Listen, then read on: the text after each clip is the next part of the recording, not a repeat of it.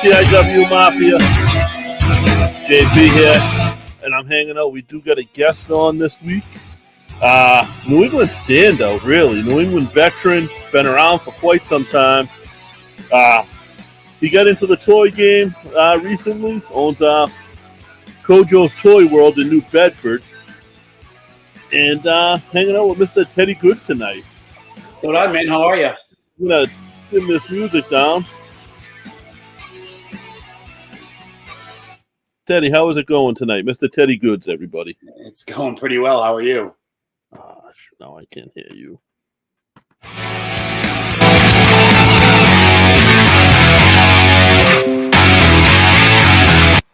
There we go. Sorry about that, Teddy. Remember that new software I told you I was testing out? Test. Here we go, baby. How's it going, Teddy? It's going, man. Good, man. How are you? I'm all right, man. I'm looking forward to, this sort of the COVID restrictions coming off in Massachusetts. I'm going to get to see you at a couple of shows.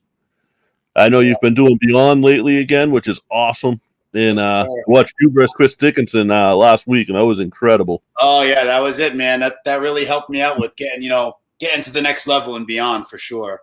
I know you got a big match coming up this weekend, Saturday night in Rockland, New England All-Star Wrestling versus Mr. Brian Pillman Jr., huh? Yes, sir. AEW's own, right? I think he signed to AEW, right? An exclusive AEW talent, I guess. I believe he is. I mean, he was the main event last week, I think, and got a main event in Rockland on Saturday with you, and that. The reality check from AEW Florida to Rockland, Massachusetts with Teddy Goodz.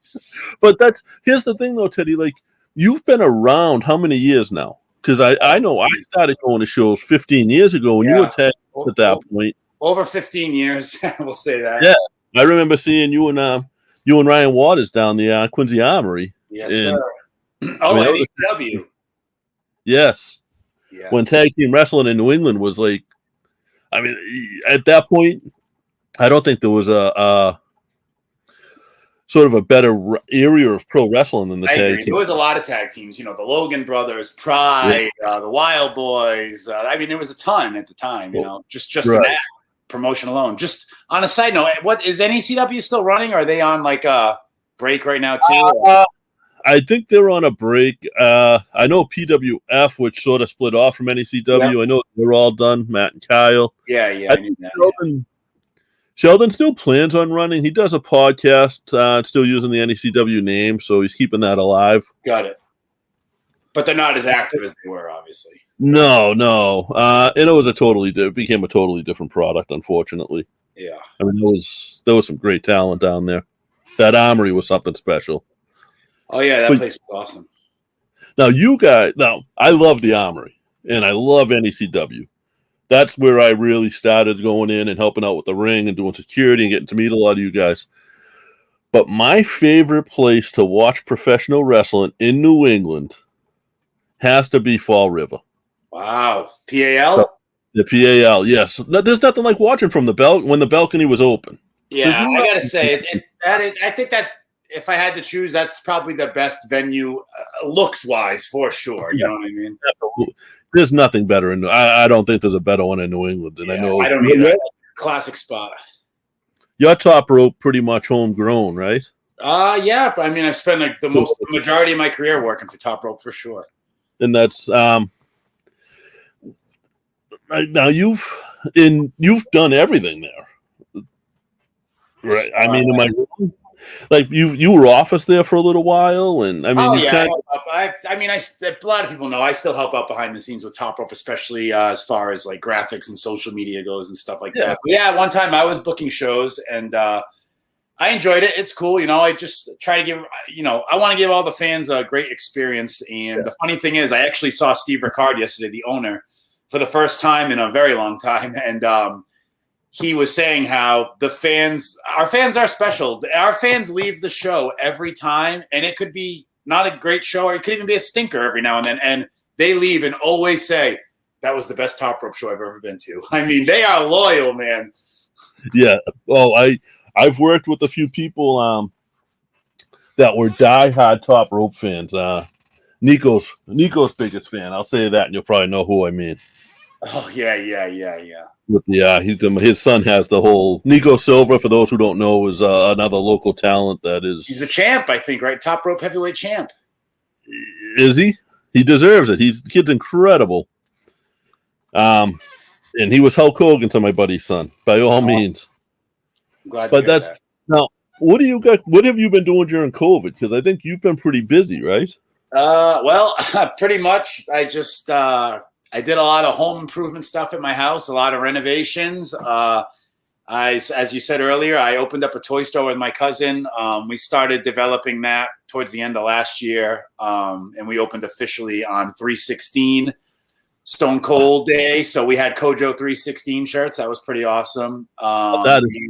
Since we've opened up, honestly, the response has been overwhelming. It's been exceeding expectations. Business is awesome. People are bringing us in crazy toys that we buy, and little plug there, we do buy toys, and it's exceeding expectations. And a big help, I have to give a shout out to another podcast, the Major Figure Podcast. I've had dozens of people come in wearing their shirts, masks, hats, whatever, and they say, "Hey, I heard about your store on the podcast," so that's not cool. to mention when they retweet our videos, we get thousands of views just because of those guys, Yeah, that's guys that have been in the WWE and they still keep that following. So yeah, it's great to have allies like that for sure. No, you had a podcast for a little while, right? I did, yeah, the Biff and Ted podcast. I think we had it for about a year or so.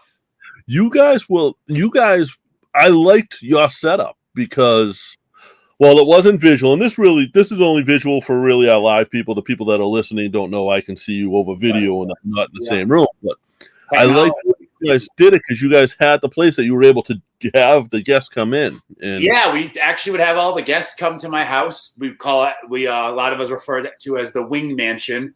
The guests would come here, and then every now and then we do one on the road. We did one with Eddie Edwards while we were driving. I think the same thing with maybe Tommaso came out, but Eddie Edwards, Colin Delaney, a few guys I remember going on road trips with, and we just recorded the conversation driving. That's cool. This is now that video has become so much more accessible in the last 5 years. I definitely would have done what you're doing with show the guests, which would be add a whole new element, but back then that wasn't really an option. It would take a lot more time and stuff, so we just went with the audio. But I loved it, man. It was cool. Now we got a couple people making comments. Bobby D, Robert Demore, saying that Teddy helped him with his COVID, working out, exercise, and walking 3 miles a day. Oh yeah. Oh, Robbie. Yeah. What's up, man? I was doing a lot of live videos during COVID, a lot of Facebook Live for the first time, just talking to people, seeing what their plans were, seeing what they thought of everything, the status of the country, what was happening, what they were doing to stay busy. Basically just trying to spread positivity, telling people to get off their ass and go do something. Don't just sit home all this time, Well, and that's from talking to some of the wrestlers, that's been the difference in the way some of the wrestlers are going to come out of it, is the ones who took it and got sorted down and didn't do anything. How are they going to compare to the guys that took that and said, "Hey, I got a lot of free time right now," and hit the gym that much harder? And there's definitely three types of wrestlers during this pandemic. I think one, like you said, the ones who just kind of sat around and figured, well, I'm not going to wrestle for a year. Like, I don't know, whatever. I'll just keep coasting along and not care even less about working out. Those people probably didn't care much about their appearance to begin with. Then you have number two, the guys like Chris Dickinson, who pretty much have been wrestling through this whole thing, with the exception of those first few months, doing a lot of those socially distant shows and all that. And then you have a guy like me who literally, I did keep working out, and, I ordered new gear. I kind of changed my look a little bit. I lost a little bit of weight to lean up. I changed my style of training. Chris Dickinson actually helped me with that, as well as Oni Lorkin. They both had me on some different workout plans I've been incorporating for the last year. I built a gym in my garage thanks to the late, great Nick Steele. And dude, I didn't stop. I just kept working out, tried to, I let the diet slide a little bit here and there when I knew there was no light at the end of the tunnel. I mean, I had no bookings coming up at all. But now with Beyond bringing me in, and Top Rope starting up, and New England All-Star Wrestling, and Big Time Wrestling, and some other promotions that I work for, there's a light at the end of the tunnel. I have a reason now to get up early before work and train and, take care of myself and order new gear, order new promo pictures, order new T-shirts. Like, I'm ready to go. This Saturday, New England All-Star Wrestling, people aren't going to see Teddy Goodz from 2019. They're going to see the 2021 version with new merchandise, a new look, new gear, That's it. Maybe even a little new chip on my shoulder, The 2019 Teddy Goodz was really fucking good. Thanks, man. Let me tell you, like, that was – I can tell you there was a point when the talk around was that you were going to get signed. Yeah. I mean, people – that was right. And I don't want to say that, and I don't want to bring that up because I know that's something that you might look back on. But there was that point, and it was around 2018, 2019, and that was the talk. I had a few tryouts with WWE, I've been an extra for them a million times. You've seen me. Right. People have seen me be a cop or a doctor or whatever, butler or whatever. But I had a tryout with them at the Arnold Classic in Ohio, probably like 5 years ago now. Went awesome, got the usual, hey guys, we don't have anything for anyone. Don't call us, we'll call you. Was an extra a bunch of times after that. Maybe a year later, I remember I was ironically in Florida. That Canyon Seaman guy emailed me, said, hey, we're going to give you another tryout, not this quarter, but whatever, maybe 2 from now. Nothing happened. Followed up, same thing. Another quarter, we'll do it, and that was it. Then I just kind of did extra work for him here and there afterwards going forward. But I think the whole dream or hope of getting signed, I was just kind of over it and just doing my own thing. I'm getting married to my best friend. I'm going to be 40 soon. I just focus on starting a family life, family man. I don't.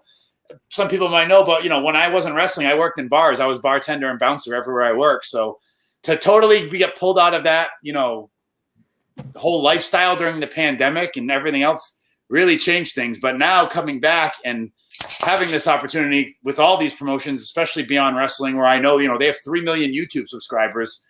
Other than WWE, no one can touch them as far as the presence online. And I know that's the place I had to be to get my name out there. And I was lucky enough to get back in there when they started again. They booked me against a up-and-comer Alec Price, who I think is definitely going to be going places. The kid's been on the show a few times. He's in his early 20s, and he's nasty. And he honestly, just in the last 2 years since I met him, he's gotten really good. So he's going to be one to look out for. But I had that match with Alec. Beyond, ironically, released it yesterday on YouTube. If anyone wants to check it out, it's free on Beyond Wrestling on their YouTube page. And then, I didn't know what was going to become of that, if he was ever going to book me again. The owner told me, I'm not booking anyone until after the show. I want to see how the crowd responds, how things go. And I totally respect that, man. You don't want to jump the gun. So when he hit me back up for the following show and said, hey, I want you to wrestle Chris Dickinson, it was like I said this to myself months earlier, but I didn't say it to anyone. But I said to myself, if I'm going to really make a name for myself and beyond, like, I can just be on the show and just be in a match. I said, or I can wrestle the top guys. And in my head, I thought, well, the top guy, Chris Dickinson, is the Stone Cold of Beyond right now. Yeah. So whether he's a good guy, a bad guy, everyone loves him, hates him, I knew in my head I had to get in the ring with him. And whether I beat him or lost, if I hung with Chris Dickinson, I knew the fans were going to give me their support, So I've wrestled Chris, I don't know, a dozen times before this, but for those of you, when you guys do see it, it's on IWTV.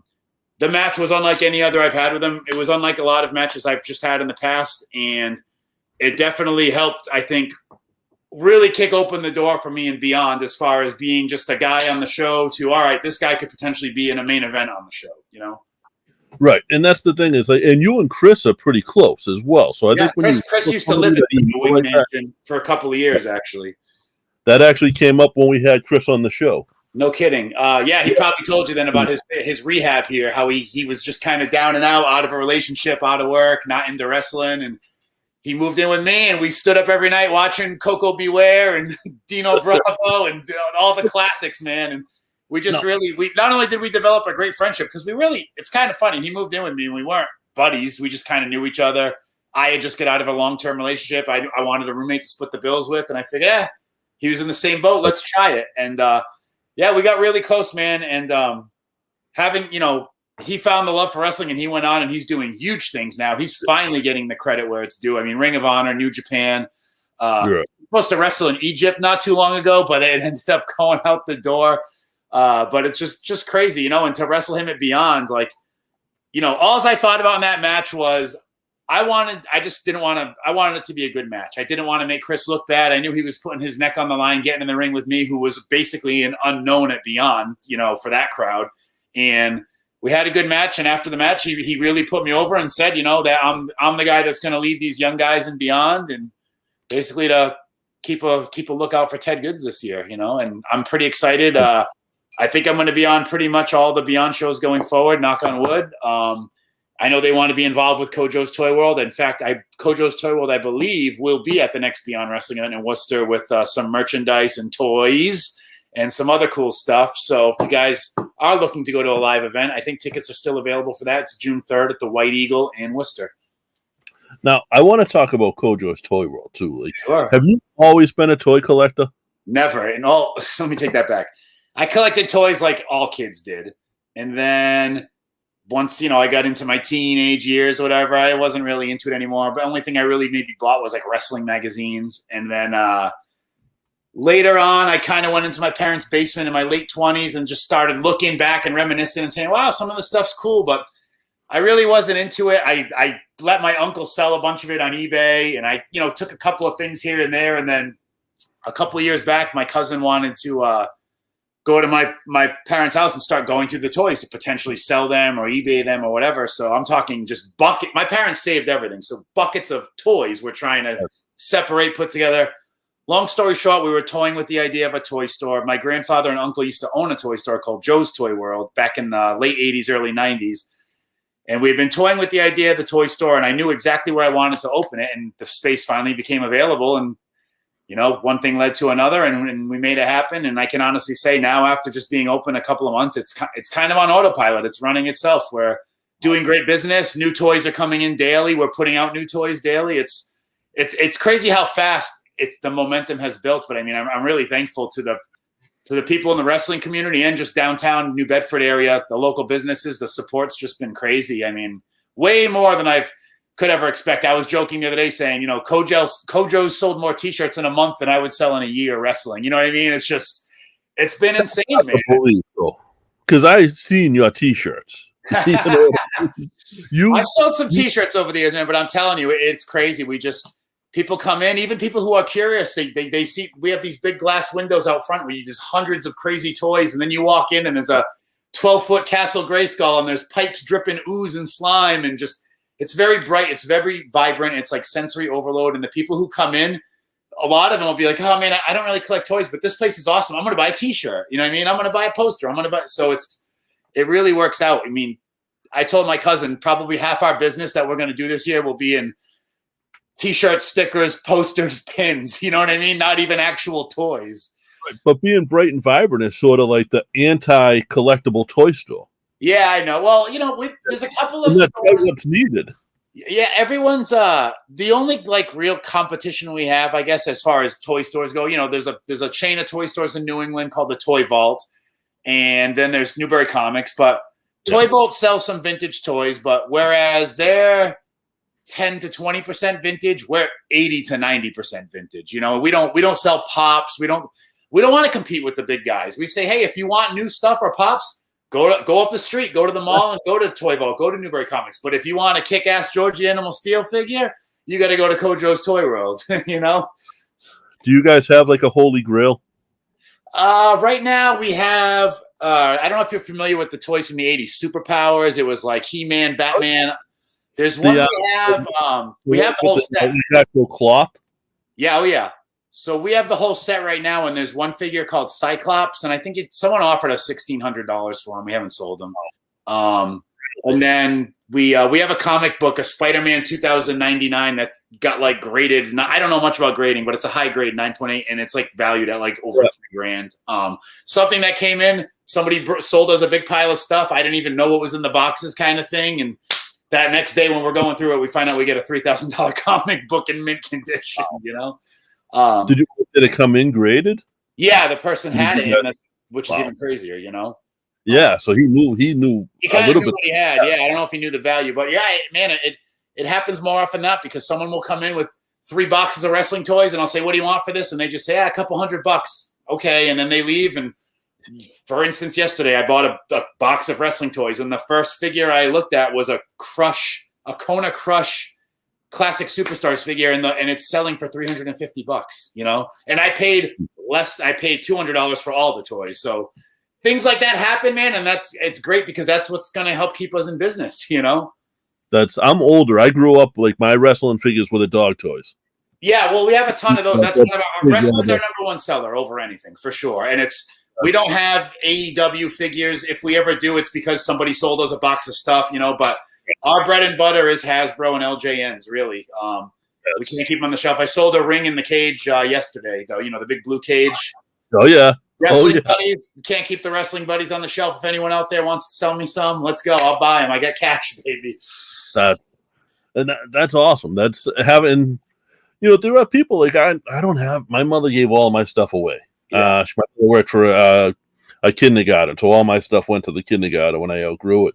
Yeah. But like, I had all of that stuff. I had every one of those. I don't remember the cage. I remember the ring. But like I buy I'll buy a lot of the figures now if I see a figure I like, but mostly like the newer figures, but the older guys. Yeah, that's what sells. I was gonna say when people sell us newer figures, they tend to usually be of the older guys, and those flop. Yeah, you know? Yeah. It's so you never thought you'd get into this, other than your cousin? No, but not as far as opening a business. I really started thinking about it the last like year or so, and then you know, going through all the steps, I did get discouraged because I'm like, wow, we're gonna be like legit, like it's Kojo's Toy World Incorporated. We're a small corporation. You know what I mean? I'm the president of a corporation. So once you put it on paper and there's like tax stuff involved and it's federal, it's like, oh wow, this is serious, you know, like this is a real thing. This isn't just selling toys at a flea market for a few $100. This is like going to be a real thing, you know? So,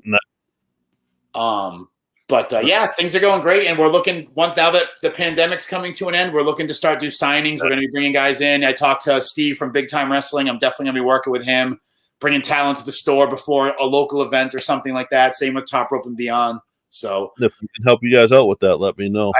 Definitely, dude. I got Demolition on board. Maybe they could have him on here for a little podcast before the appearance. Yeah. I would love it. Yeah. But there's guys out there that people don't realize are out there doing this stuff, like Vampiro. Vampiro's trying to get himself out there.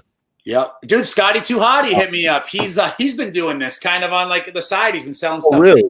He goes and finds cool stuff at thrift stores and yard sales, you know, Alf dolls, and sells them online. And, you know, he does it for, I don't think he needs the money. I think he does it out of enjoyment, you know, but it's still cool, you know. So now I'm finding the enjoyment, but before the store opened, it was about the hunt and going to yard sales and people's houses and buying stuff. Now I feel like I'm cheating because I just have to open the door and people are like, ding dong, I have a box of Bam Bam Bigelows. Would you like them? You know? Well, and you said it earlier, like you're going to get the people that walk in and it, like, I love that stuff. I may not buy the $1,600 action figures, but I love looking at that stuff because it's memory lane. Absolutely. But then I might walk in there with no intention of buying anything and walk out with a T-shirt. And, absolutely. You know what I mean? We're pretty lucky, man. It's been awesome. I'm really happy with the way things have been going. And I've already told my cousin, he's my partner, we're the only employees. I said, dude, like, just think of all the crazy toys we've seen in the last 2 months and the amount of business we've done. I said, dude, we could be a thing in a year or two from now. You know, who knows? So, and where is that? That's right on Purchase Street, correct? Purchase Street, New Bedford. I'm right next to Purchase Street Records. I don't know if you know Roger Chenard. He used to do a lot of the signings and stuff, conventions. I know who he is. Tattoos. He used to bring in. He used to work a lot with like Ron Simmons and Rikishi and Godfather. Oh, really? So Roger's a good dude. I helped him with his store. I still help him to this day. And I was working for him a couple of days a week helping out. And when my buddy next door was moving out of this spot, I was like, dude, let me know when you move out. I don't know what I'm going to put there. It might be a bakery. It might be a toy store. It might be a gym. I need in the toy store thing ended up happening. And we decided let's move a toy store in there. And I didn't know how it was going to go. I didn't know if people were going to buy $500 toys, but they do. That's crazy. And people get, like, there's money out there right now. Oh, yeah. That's the other thing. That's definitely helping us. But on the other end of the spectrum, we have $5 Ninja Turtles and My Little Ponies. And because people want to come in and they go, oh, I didn't realize this was like a collectible store. I go, oh, well, I have Transformers over here for $5 or $10. You know what I mean? So you can bring in your 8-year-old and get a couple of toys and not get, you know, raped on the price. Whereas you could also go there by yourself and buy a $500 Transformer. You know what I mean? It's crazy, man. And I didn't know. After you send a kid home, you come back. Exactly. Yeah, exactly. So, but yeah, it's been awesome, man. I'm very lucky, and I'm so thankful. Like, it's crazy, dude.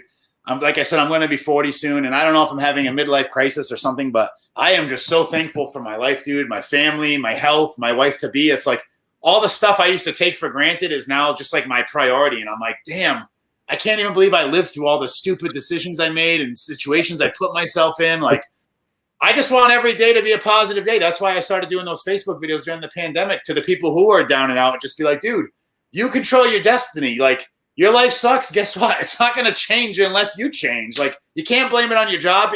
If your job makes your life suck or gives you anxiety or stresses you out, then quit your job. Because I highly doubt most of you are making $1 million a year where you would have to deal with that anxiety. People are just getting by and leading miserable lives in different aspects, relationships, jobs, whatever. Like, you just got to address it. It sucks, but you just got to face it head on and do something about it. You can change. Trust me, man.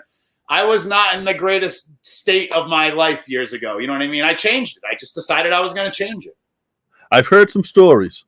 I've been around for a little while. I've heard the stories of the Wing Mansion there. Oh, yeah. We've had some fun here in the past. Bobby D wants to know, Ted, who was your favorite wrestler growing up, and who was the one that got you to wrestle back then? Oh, God. I started watching wrestling in 1988. I was really drawn into, I think my first love was Brutus the Barber Beefcake, who isn't a very good wrestler, and I've wrestled him quite a few times, and he wasn't very good in the ring. But where credit's due, everyone knows who Brutus the Barber Beefcake is. My parents know who Brutus the Barber is. They probably have no idea who Johnny Gargano is, or no offense to Johnny, but they don't know. They know Brutus the Barber, but he was a favorite growing up. Snuka, Macho Man, Hogan, Ultimate Warrior, of course. The usuals. My favorite bad guy was Ravishing Rick Rude, and my dad loved the Honky Tonk Man. Oh, I liked Mr. Perfect too. Those are my two top bad guys. I think Road Warriors, Demolition, favorite tags. I wasn't much of a WCW NWA guy, really, at all, honestly. Even during Nitro and the NWO, I flipped back and forth, but when the WWF went down the tubes and WCW took over, I really got into ECW, and I was an ECW snob, So, well, I'm a Boston guy. I'm a Northeast guy. We didn't really have the exposure to the NWA here. Yeah, that's exactly. And I didn't even have cable until I was probably 15, 16 years old. So that we're talking mid 90s, late 90s. Now, Teddy, I want to make sure you put over what dates you got coming up and your social medias and stuff. Yeah, I've got, let's see, I'm going to be this Saturday at New England All-Star Wrestling in Rockland, Mass. I'm wrestling Flying Brian Pillman Jr. The following Friday, May 28th, I'll be in Brockton, Mass. For a Top Rope Promotions Pro Wrestling Super Show at the Brockton VFW. I don't know who I'm wrestling. I believe they're not announcing the card until the event. It's kind of a surprise. Both of those shows, I believe, are sold out. I think the show in Rockland might be having standing room only tickets. I'm not quite sure, but last I heard yesterday or the day before, they were going to sell standing room only tickets. And then Beyond Wrestling is running on June 3rd. I believe that's a Thursday. No idea what I'm doing, but I'll definitely be there. Kojo's will be in the house. And some other dates that are coming up this summer. June 13th, I'm promoting a wrestling match in New Bedford with Top Rope Promotions Pro Wrestling Super Show. At this place called the Greasy Luck, which is ironically right next door to me and Purchase Street Records. So Kojo's Toy World will be selling tickets for that. It'll be a Top Rope show. Sunday afternoon show. Sunday evening show. I do 5:00 Sunday shows because people can bring their families, their kids. Yeah. They get out at 7:30. The sun's still out. They're not worried about people asking them for money or being uncomfortable. You know what I mean? I just makes for a nice, easy situation, and the parking's free, so it works out for everyone. And that's incredible. Teddy, I know I told you a half hour. We've been running about a half hour. All right, perfect, man. Oh, and just want to let everyone know, if you do want to reach me, Instagram, Twitter, Ted Goodz, Facebook, Teddy Goodz, and Kojo's Toy World all across the board. If you guys could give me a follow on there, it'd be awesome. I try to literally personally take a picture of every toy I put on the shelf in our stories throughout the day. So if you're looking for something specific, I suggest you guys follow us, because today I posted probably about 75 wrestling toys. So I'm going to get in there at one point. So hell yeah. June 13th, let's go. Come down to the wrestling matches, Kojo's Toy World. Make it a trip. Make it a day, a Sunday, That's actually not a bad idea. There's an awesome barcade around the corner you could go to, for a bite before or after. It's called Play Arcade. If I'm thinking of the right venue, there's a bar in the venue too. Oh, right? yeah, there is. Yep. It's a concert venue, so they have lights, sound. That's another reason why I like running there. It's the atmosphere alone. Like, there aren't too many venues that hold wrestling where there's lights and a sound system. It's always just, so it really adds to the atmosphere. But Teddy, I want to say thank you, man. I appreciate it. Anything you have to put out there, anything you have to push, just you can tag us in it, or just send me a message, or anytime you want to come on, man. The door's open. Very cool, man. I appreciate you having me on. I will have my studio is opening back up, hopefully in June. So if you want to come in, sit down in studio with me, that'd be awesome too. We can cut an album together. Yeah, absolutely. No, we actually have a pretty nice recording for doing this. Yeah, a pretty nice recording studio. So if you want to come in and sit down, that'd be that'd be awesome. Sounds good. Pour a couple of shots and we'll have a good time. Woo! I like it. All right, man. I'll see you soon. All right. Thank you, Teddy. Bye. Thank you. All right, guys. I'm going to hang on 1 second. I'm going to do the Podgo ad right now. It's not for Podgo. But, guys, Brush is an electric toothbrush that will change the way you think about brushing your teeth. With powerful sonic technology and ultra-gentle bristles, the Brush redefines what it means to have super clean teeth.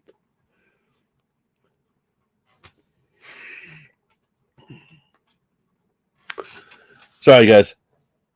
Brush is an electric toothbrush that will change the way you think about brushing your teeth. With powerful sonic technology and ultra-gentle bristles, the Brush redefines what it means to have super clean teeth. It's like that feeling when you leave the dentist. A fresh whole mouth, clean, every single day. Our listeners get 15% off their total purchase with the code POD15. That's all uppercase letters, POD15. Follow the link in the show notes and enter the code POD15 to get your exclusive discount and upgrade your oral care routine. And I will have the link in the show notes, guys. But if you go to brush.com, POD15 will save you some money. I'm hoping that we have somebody coming on with me again in a moment. There he is. Guys, this is Big Joe. For those of you who don't know, Josh has retired from podcasting. Joe was the original co-host and really the father of the Irish Whip podcast. This was his idea. This all started with a phone call from him to me 16 years ago now, maybe. Joe, how are you? Yeah, back before texting was a thing. Back before texting was a real thing. It's great to be back in the seat here. I know with Josh leaving, I have some big shoes to fill. But I think I left some big shoes for him, and I think he filled them very well and even expanded on very much so. But I'm back to try to do the show justice like I did before, put my heart and soul into it. I know I'm late. My schedule's kind of...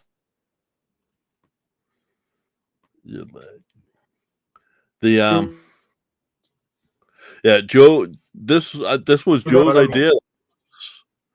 So many phone calls between me and Joe on like coming up with the name and stuff like that. The things that I'll never forget. And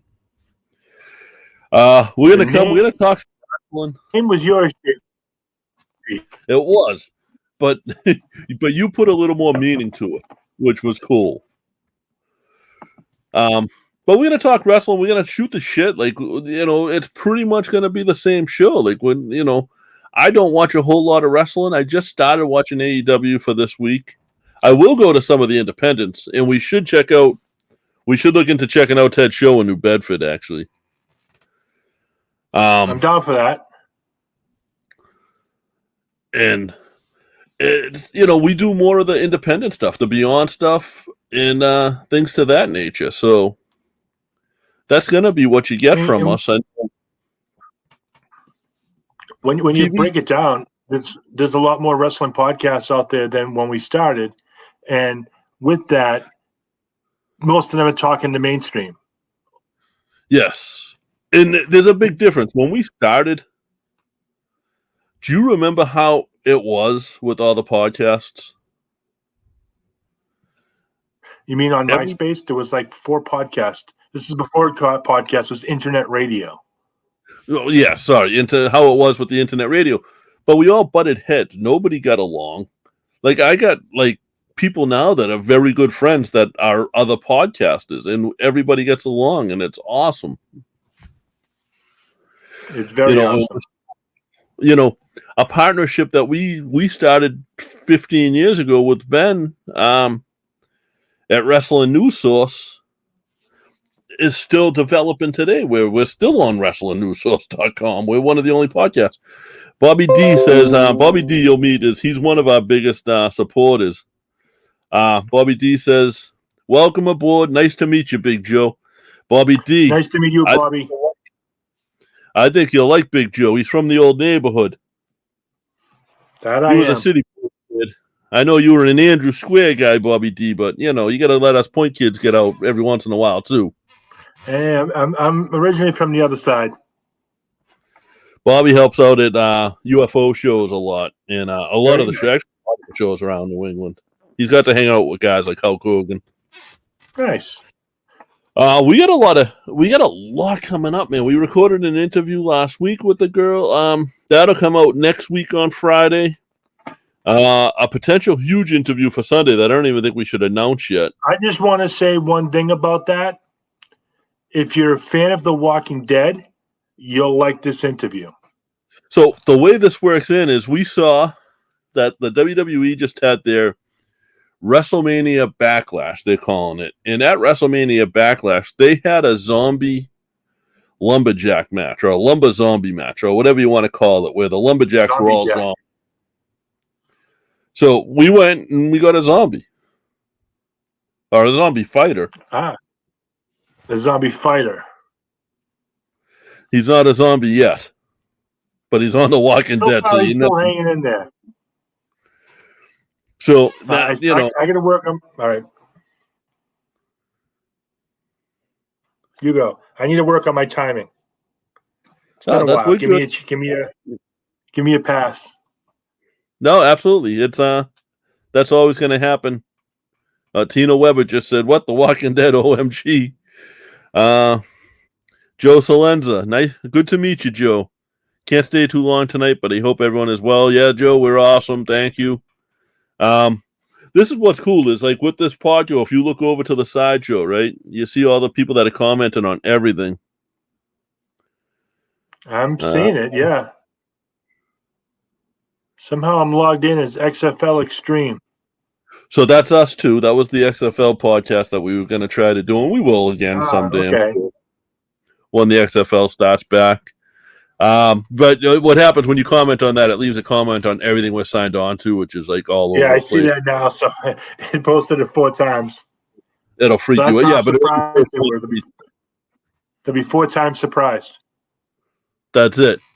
But no, it's we get a lot, and things just kind of happen. Like the whole Josh retiring, like this door is always open to him because that kid. Let me tell you, he blood, sweat, and cried for this podcast the same way me and Joe have over the years, and the door is always open. He has to do some family things, and he has to take care of himself first and foremost, and that's what he's doing. But that was sprung on me about 24 hours before it was announced to the world. So my first thing I did, and me and Joe had talked about Joe coming back, and I was like, hey, it's time. This is going to work out where our studio is going to be opening up at some point. I'm told at some point, probably in June, the studio in Quincy will be opening up. So instead of seeing this, you'll see a legit radio studio. Everything else will go out the same. You'll listen to us in the same places. It'll actually open up a little more venues for us. And hopefully me and Joe will be in the same room for some of it. That will be cool. I know. But I think to go back onto the Josh retiring, I think he's going to kind of retire like Gronk retired. He'll come back. Yeah, I just hope he comes back to this, not to help you to go down to Tampa Bay the way Josh did. And there is he might. Yeah, you never know. There is a Tampa Bay team out there. Yeah. But I don't think that's the case. But there's things like there's a lot going on, man. I'm planning on going to WrestleMania next year. I don't know if Joe, if you'd be able to make that trip. It's Texas again.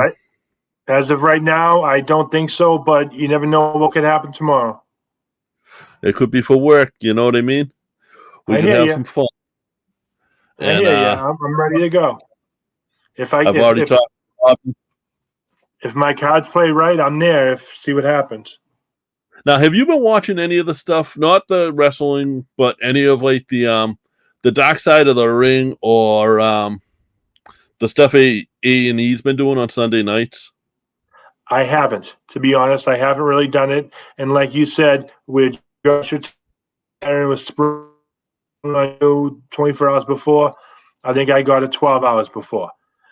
So I haven't really had much chance to. Right. I haven't really had much chance to catch up on product or anything. I do read the headlines. I do keep up a little bit that way. But you can read all the headlines you want, but all you're doing is reading somebody else's opinion. So I'd like to form my own, but I'm going to try to get back. And like we told, I'm living in a hotel right now. Hopefully, I'll get back in my apartment within a week or two. Yeah. Probably not. But anyway, once that happens, I'll be able to catch up on everything.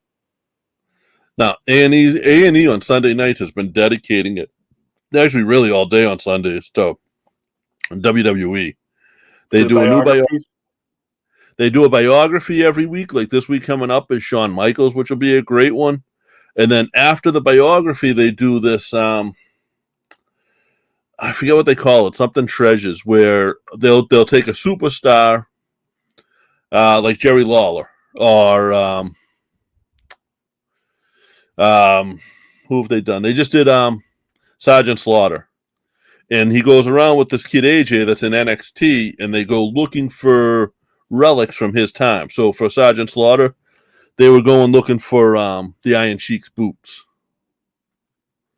I saw the one with The Undertaker. Yes. I saw the one with The Undertaker that they went into his storage container and found the original purple and black suit. Yes, and they found the Phantom mask, and they had Kane on that one too. Like I've been loving that because that's the stuff like that brings back the memories for me. That was when wrestling was nostalgia.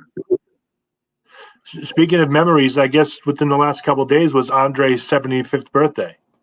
Oh, is that right? Yes. Andre turned 75. And do you want to hit them with the fact? Do you want to hit them with the fact? Do you want to hit them with the fact about you already? Well, when it comes to Andre? Yeah. There's several facts there, but you can go back to one of my very first match that I can remember watching was Andre. And well, then, how would you compare yourself to Andre? Compare myself to Andre going, I had it after puberty. He had it before he got giantism. We had the same type of brain tumor. I had mine removed in 2003, and he never did the surgery to get rid of his. That's why he became the giant, and I'm just still Big Joe. That's it. And what's funny is Big Joe's not that big around me. I'm actually bigger than Joe. Oh, no. And I got smaller. I've lost a lot of weight, not by choice. Yeah, depression can make you lose weight. And I want everyone to know that as much as I'm dealing with it myself, if you need help, I'm here. I got your back. Yeah. And I know JP does the same. We are here for you. All battled it. We've all battled it to different levels, but we've all had our ups and downs and our trials and tribulations. And the Irish Whip will always be outspoken about mental health. Yes. Mental health awareness. So that is something that if you don't have your mental health, it's hard to control your physical health. Yeah. I don't care who you are. If you think I don't like you, if you think I can't stand you, that's not the truth. I can tell you I don't hate anybody. I don't hate anything. And if you're having trouble, if you're battling with something and you need to talk to somebody and you don't want them to say anything to anyone else, inbox is open. It's always. This wrestling community is something that's helped me and Joe through a lot. And if I can help anyone, I'm glad to. I sound like a broken record, but I keep saying same here. I'm here. JP's there. We're together. And don't be, if you reach out to one of us and you say, don't say anything, sometimes it's better. Like me and JP are one. When you reach out to the Irish Whip, if you need help, sometimes I may have something in my wheelhouse that can help you, or he might. We have different connections in different areas. So I might confer to him on something as he might confer to me.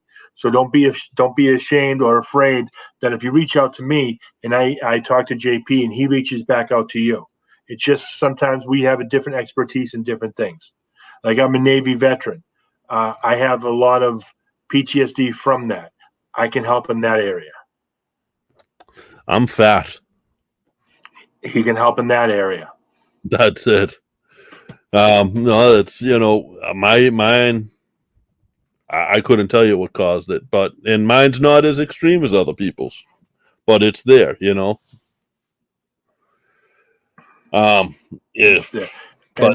that's so. But pro wrestling's been an escape for me over the years, and that's why I think watching some of those reminiscent shows where you get to see. What they did with Sergeant Slaughter was they wanted the Iron Sheik's the things he put over his head for his work out there, and he used to do it in the promos, and no one else could do it. I know what you're talking about. It was some Iranian workout where it was like a weighted bat type of thing, and so they went to Bob Backlund's house, Sergeant Slaughter and this kid AJ, and Bob Backlund still had them because Vince went out there and no one could do it, and the Iron Sheik was bragging backstage that no one else could do it. So Backlund said, Vince told me to go out and do it. And I just went out and I did it, and at the end of it, the Iron Sheik actually gave them to me. That's cool. I didn't know that. He was able to donate them to the basically what it looks like and what I'm hoping happens out of this. And Joe, if this happens, we're road tripping to Connecticut. Oh, 1,000,000%. They're collecting. We can even see if we can somehow record as we walk through. They're collecting all of this stuff to display somewhere. So is there going to be like a WWE museum? I really hope so. That would be amazing. Yep. That would make it more for fans of wrestling like you and I. That would make it more better for us because there's not much out there we can see from our time growing up, like the stuff when we were kids. You don't really have a lot of that. Yeah, they had Mick Foley on, and Mick Foley was like, I didn't keep any of my stuff because I didn't need it. I have no teeth. I have a hole. I have no ear. I have all these broken bones to remind me that I was a pro wrestler. I don't need a shirt or a pair of pants to remind me that I was in pro wrestling matches. I really hope that somewhere in the museum they have a shadow box with his ear in it. That would be disgusting. But you wouldn't look at it twice. Come on. I'd look at it at least 3 times. All right, there you go. That would be gross, though. Oh yeah. Or even if it had even if it was like a fake one that looked, Yeah, but we've gotten to we went down to WrestleMania 25, and you get a little feel of that at WrestleMania with the fan access. Yes. But something like that 24, and if they don't have to pay rent on the place, say if they did it in Connecticut in headquarters, you do it on the first floor of headquarters. You make the whole first floor of that. The offices and everything else, the second floor. Well, you build a small extension. I've been by there. They have room to build a small extension to make the museum its own entity. Or even like you said, you put the museum on the first floor and everything else is on the upper floors. The fan base that would come through there on a daily basis, I'd say for at least a year to a year and a half, is going to be nonstop. Barring if COVID comes back. Right. And, maybe it's just a weekend thing. Who knows? But I know I've driven by that and you always look, you always see the flag flying. Oh, yeah. And if you go by in the fall, you can see the sign on the building. But But there's a lot that they can dig out, and I'm interested in this show because, like I said, it's like the memorabilia, and they're actually going into like collectors' houses. Yes, rebuying stuff that was previously sold. Bobby D wants to know, who was your idol wrestler back in the day? Can I answer for you? You sure can. I think I know who your number one is. Go for it. I know what action figure your son was born with in his hand, and that was a Stone Cold figure. Yes. But that was more of my young adult life, young to middle, late 20s, early 30s was the Stone Cold era, was my absolute era. Now, what else? Who did you like as a kid? The Attitude Era was my love. For me growing up, it was Hogan, it was the Warrior, and then I loved Piper, and I loved there was a few guys like I think Steamboat was probably my number one though. As a kid watching it, like any other kid, it'll fluctuate.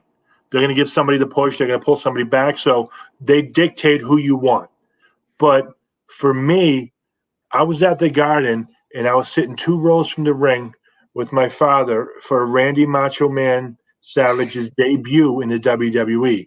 He fought Paul Orndorff and won.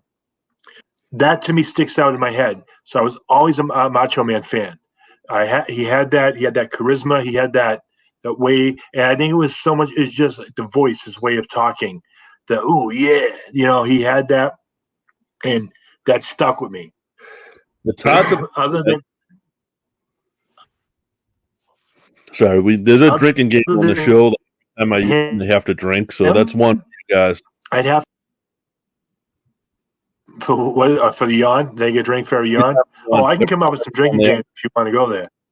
But to pick my ultimate favorite that I'm closest that still resonates with me is Andre, and this probably resonates for you too, JP. Being the bigger of all the kids we grew up with, having that stigma of being the tall, big kid, amongst all your short little friends. So that stuck with me, and I saw how he beat people up in the ring. And like I said 15 years ago when we started, I'm sorry for that. Yeah. For those who don't know, and none of you guys really know, is when I grew up, like me and Joe, we hung out about a block from each other, and Joe's friends were the older kids. They were the bullies to us, and Joe was. Because me and Joe were right in the same age bracket. We played basketball on different teams, but for the same leagues, and we were there at the same time. So me and Joe we were around each other more than some of the other bullies were around my friends. And Joe was literally my bully. But in high school, I can remember times where you definitely kept me out of some stuff. Well, even like you said, my friends would come down and pick a fight with your friends. A lot of your group were the younger brothers to people in my group. So whenever we came down and we were going to beat you up, I'd grab you and be like, fake like we're fighting. Yeah. And it was never. I don't want to do this. I wasn't. But again, when you're a young kid and you go with the flow of the crowd, that's kind of what happens.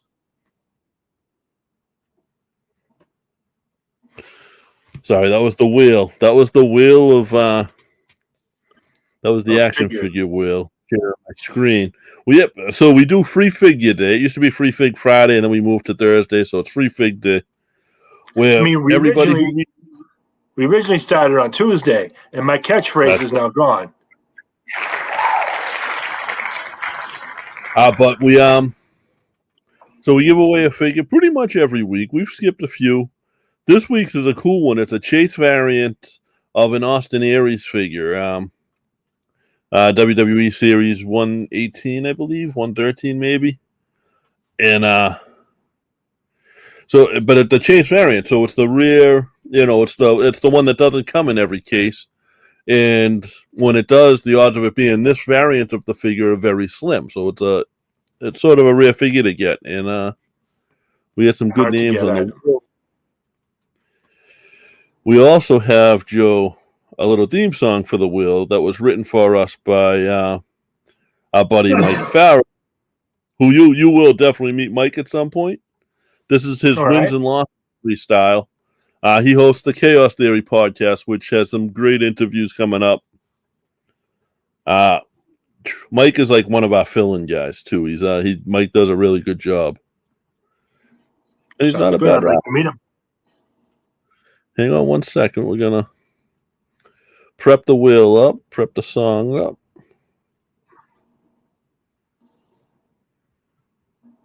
Why don't I hear the song? You have to reteach me how to do all this.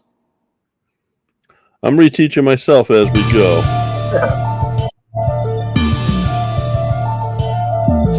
I'm gonna let this play for a little while. I'm just one of many killers that's a part of the set. Y'all be talking out your ass like it's none of us left. You must be higher than giraffe pussy. Hey, what's next? Y'all don't really want the competition taking the belt. I'd rather die than take an L. Y'all know how I felt.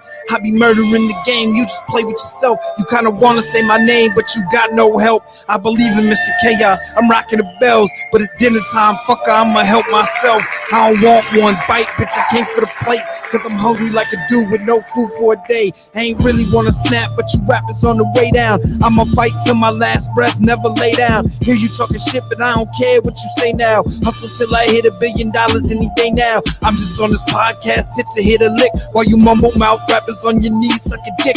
Claim to be a fighter, but we know that you a bitch. Half you hoes ain't even writing all the lyrics that you spit. I've been putting in work, but y'all don't know what it is to work a 90-hour week just to feed your kids. I've been down in the gutter, fight my way to the top. Thanking God for all my people who ain't letting me stop. 24 bars in and I'm only getting better. Ho, sticking up the whole rap game. Let the cheddar go. Yeah. That's part one. All right, guys. Ted the Sock, who has been, I don't know Ted very well. I know he's been on the wheel several times, so I like seeing. I don't mind, and I don't mind when anybody wins, truth be told, but I love when it's like somebody who's on there every week wins, because that's someone that's been so important. When you get the regulars, the dedicated fans, that's when it's cool. Now, I just want to point out, I just heard in that song, it's my first time hearing it, I heard my favorite line of ever, that he's higher than giraffe pussy. That's amazing. Yes. I'm going to use that. That's going to become part of my repertoire. That came from another podcast. That came from the 80 Proof podcast, which isn't wrestling, it's life, but me and Mike both listen to on our regulars there. And that was like one of their sayings, and he worked that into the song. It's awesome. That's brilliant. It's brilliant. So Mike wrote a song at one point, and I called him out because there were no bars in the song. There was nothing that was like real. It was catchy, and it was a great song, but there was nothing like that. And every song he's put out since then has been nothing but lines like that. So I'm in for trouble because I've challenged him to a rap battle. Oh, Jesus. That's something we'll have to do. We'll have to stage that somehow, get a rap battle. I'm even thinking 2 teams. No, this is me and him. One team. You need an undercard. Okay. I mean, I don't know. My boy Antoine Montesi he just got his I don't know what plaque he got, but 700,000 downloads on one of his songs about Roman Reigns. So, oh, nice. From Spotify. He hosts the Swerve City podcast on the WWE Network. So he's got a little more pull than the rest of us, but he 700,000 downloads, and you got a plaque hanging on your wall now. So congratulations, Antoine. That's huge. Bob, I don't know why didn't go well, but I'll make sure for next time. I don't think I can resend it out now. But Joe, I've gone about an hour. Do you want to tell them where to find you? I know you got us guys. Follow us, The Irish Whip Facebook, The Irish Whip on YouTube, at 3 Irish Boys on Twitter. I'm at JPTIW on Twitter, JP Griffin everywhere else.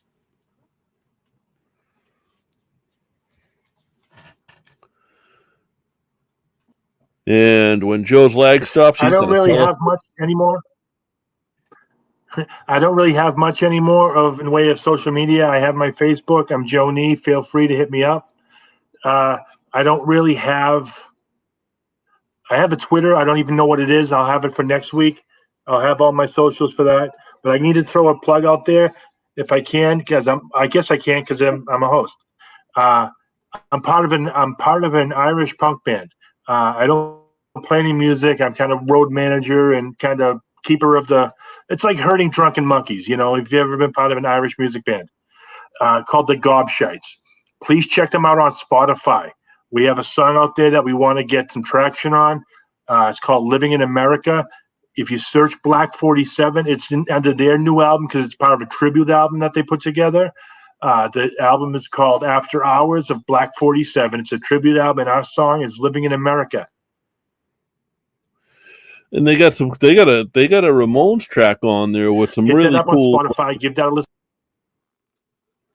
The Ramones track on that same album has some really cool guests on there. Yes. We get a lot of stuff in the works. We're kind of working on 2 or 3 current albums at the same time, but I'm trying to work on getting another song done with the Gobshites for the Irish. Yeah, And I'm going to try to get a very, very have some of those guys come on, talk their music, talk wrestling. You know, I have one guy in the band. He plays guitar, banjo, and another instrument. I forget what he plays a lot. He's a war veteran.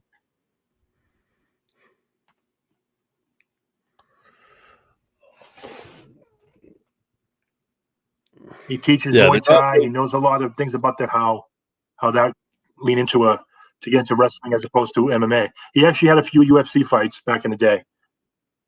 Oh, okay. The Gobshites, and they're great. Soon. But we get a big.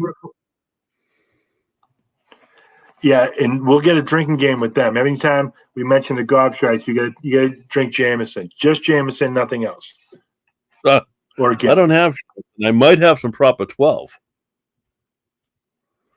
I don't know if that works. Count. Or anything that's you have to drink an Irish whiskey. How's that?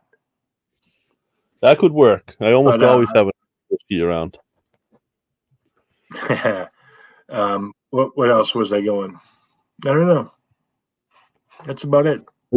But next week, we're recording on Sunday, so we can put it out for next week. We're going to have an interview with one of the stars from The Walking Dead. I'm not going to leave it out now because I haven't confirmed anything yet. It's confirmed, but it's not set in stone time wise. But he's going to do it this Sunday night. We're going to record. And our Billy Starks interview will be out Friday next week as well. Which, if you don't know who Billy Starks is, she is I think she's 17 years old. She's been wrestling for like 3 years. Trained with Santino Marella. She's a senior in high school and already doing this at like very high levels. That's awesome.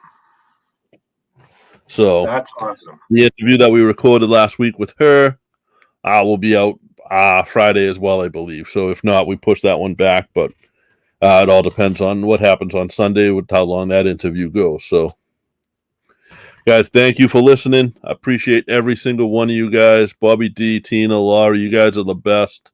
Elvis, I didn't see you tonight, but I know you're probably in here. Joe, everybody that tuned in, whether you commented or not, thank you guys. And thank you for having me back, JP. It's an honor to be back. Sorry I was a little bit late tonight. Things are going crazy with the kids, and like I said, my car broke down yesterday. But I want to give one spoiler of a hint for who that Sunday interview is.